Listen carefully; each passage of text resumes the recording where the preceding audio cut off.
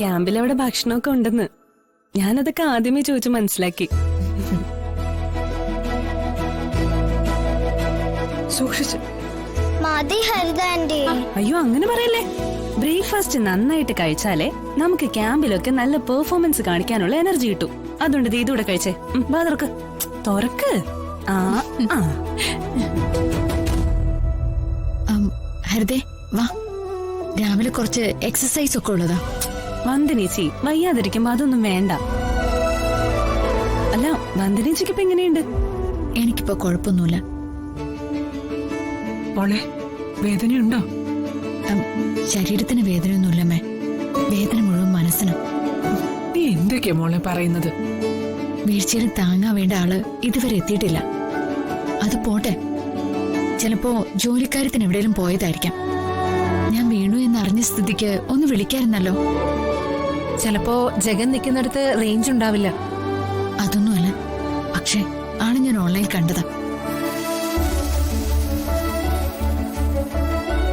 ഹരിതേ വന്നേ, രാവിലെ വെറും വയറ്റിൽ കഴിക്കേണ്ട ഒരു മരുന്നുണ്ട്.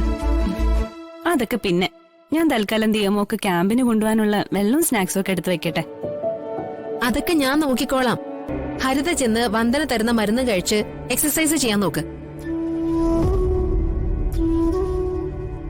ചേച്ചി ദിയമോള് അതൊക്കെ ഞാൻ നോക്കാം. ഹരിത ചെല്ല്.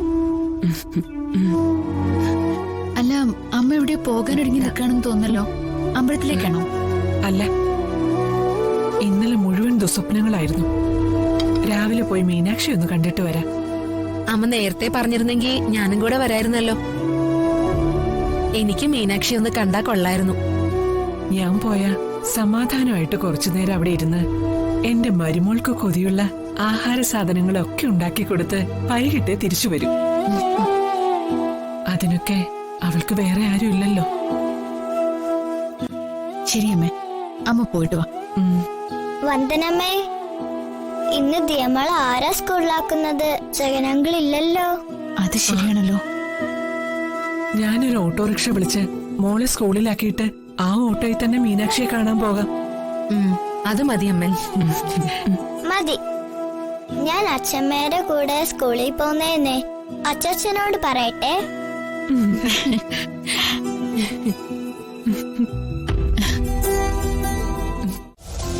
അമ്മ കൊടുത്തു വിട്ട ഉണ്ണിയപ്പോ അച്ചപ്പോ ഒക്കെ നന്നായിട്ടുണ്ടായിരുന്നു. നല്ല ടേസ്റ്റ് ആയിരുന്നു. നോക്കട്ടെ. അതൊക്കെ അമ്മയുടെ അച്ഛന്റെ ഇഷ്ടം പോലെ ചെയ്തോ. ഞാൻ വിളിക്കാന്ന്.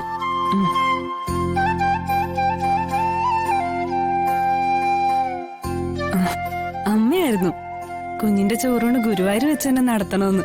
കുഞ്ഞ് ജനിച്ചില്ല, അതിനു മുമ്പ് ചോറൂണിന്റെ കാര്യം വരെ തീരുമാനമായി. ഞാൻ പോയി ജയന് കാപ്പി എടുത്തു കൊടുക്കട്ടെ? വേണ്ട, സുചിത്രേച്ചി അമ്മയൊക്കെ ഉണ്ടല്ലോ, അവര് ചെയ്തോളൂ. അതെല്ലാം വന്ദനേച്ചി പോയി റെസ്റ്റ് എടുക്ക്. അങ്ങനെയെങ്കിലും ജഗൻ ചേട്ടൻ വന്ദനേച്ചി ഒന്ന് തിരക്കട്ടെ. ജഗൻ ഇങ്ങനെയൊന്നും ആയിരുന്നില്ല, എന്നോട് നല്ല സ്നേഹമായിരുന്നു. ഈ അടുത്ത ഇടയ്ക്ക ഇങ്ങനെയൊക്കെ മാറിപ്പോയത്. ഭർത്താവ് ഒരു രാത്രിയിൽ വരാതിരിക്കുമ്പോ ഇന്ന് വരില്ല എന്ന് ഭാര്യയെ വിളിച്ച് പറയാനുള്ള ഒരു സാമാന്യ മര്യാദ പോലും ജഗൻ കാണിച്ചില്ല. ജഗ കാപ്പി കുടിച്ചില്ലല്ലോ. അത് ഞാൻ അമ്മയുടെ അടുത്ത് നിന്ന് കുടിച്ചിട്ടാ വന്നു ചേട്ടത്തി.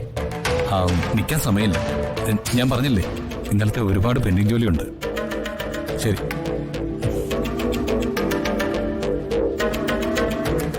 എന്ത് നടന്നു? ഇവിടുന്ന് ആരും ജഗനെ വിളിച്ചില്ലേ? പ്രകാശേട്ടൻ വിളിച്ചില്ലേ? പ്രകാശേട്ടൻ ഇന്നലെ ഇടയ്ക്ക് എപ്പോഴും വിളിച്ചായിരുന്നു. ഫോൺ എടുത്തിട്ട് പ്രകാശേട്ടൻ പറയുന്നൊന്നും എനിക്ക് കേൾക്കാൻ പറ്റുന്നുണ്ടായിരുന്നില്ല. റേഞ്ച് എന്തോ പ്രശ്നമായിരുന്നു. പിന്നീട് തിരിച്ചു വിളിക്കാമെന്ന് വിചാരിച്ചിട്ട് സമയം കിട്ടിയതുമില്ല. എന്തു പറ്റി? എന്തെങ്കിലും കാര്യം ഉണ്ടായിരുന്നോ? ജഗൻ, ഇവിടെ ഒരാള് ഗർഭിണിയാണെന്നുള്ളത് ജഗൻ അറിയോ? അല്ല, അതെന്താ ഏട്ടത്തെ അങ്ങനെ ചോദിച്ചേ? ഞാൻ ഹരിതയ്ക്കുള്ള പലഹാരമായിട്ടല്ലേ വന്നത്. ജഗൻ എന്താ പൊട്ടം കളിക്കാണോ? ഹരിതയുടെ കാര്യം നോക്കാൻ അവളുടെ ഭർത്താവുണ്ട് ഇവിടെ. ഞാൻ പറഞ്ഞത് വന്ദനയുടെ കാര്യോ?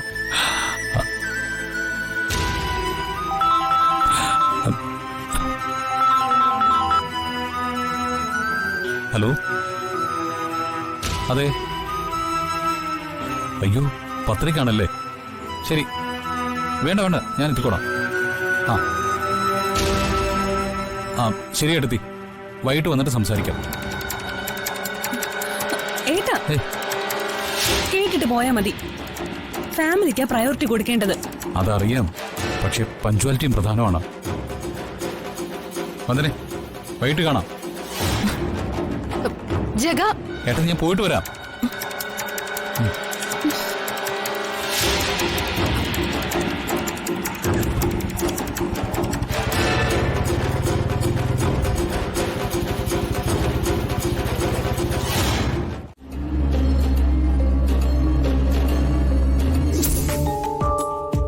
നിന്നോർമ്മയിൽ നിറയാം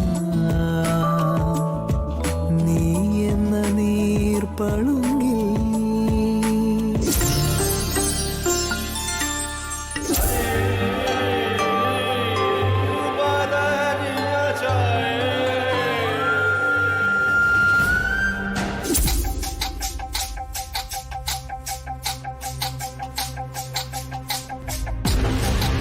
ഏട്ടാ, മതി സ്വപ്നം കണ്ടത്.